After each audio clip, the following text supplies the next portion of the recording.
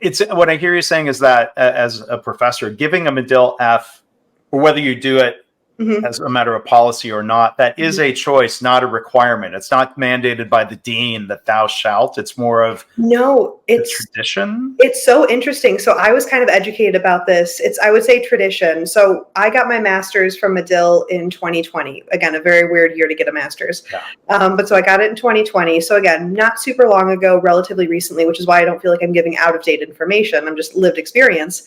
And so as I've been teaching sort of in 2022 and in 2023, I remember I was starting with a video journalism class, and a professor who actually was one of my professors when I was here, she was sort of the person, let's say team captain of the video journalism lab instructors. And I think I was just sharing a story about, make sure you always double check your stats, Medill F, and it was to like a big room of students. And we keep going. And then afterwards, she kind of pulls me aside and she was like, hey, Annie, I just kind of don't really use the Medill F. I don't like that terminology. I don't want students to feel that anxious about making a mistake. And so she doesn't really use it. And ergo, she probably doesn't encourage any other video journalism professors to use it.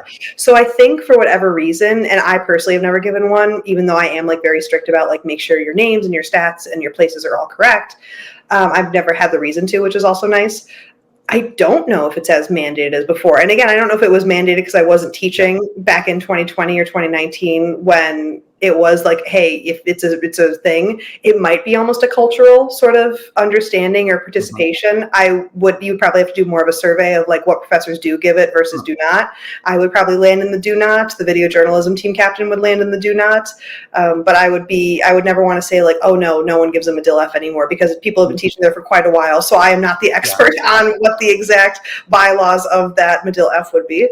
I think about 2 years ago when I interviewed J.A. Adonde, he was in the I Give Medill F's camp. I don't think he took any great joy in it. In fact, when he was teaching at USC, if I remember right, he tried bringing that into USC where it was not a cultural norm. And if I remember right, it did not go well.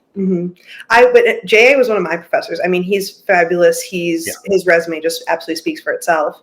And that doesn't surprise me. He also works in the sports world in the same way that I do, where you don't get stats wrong. You don't mispronounce someone's names, because like that is your bread and butter.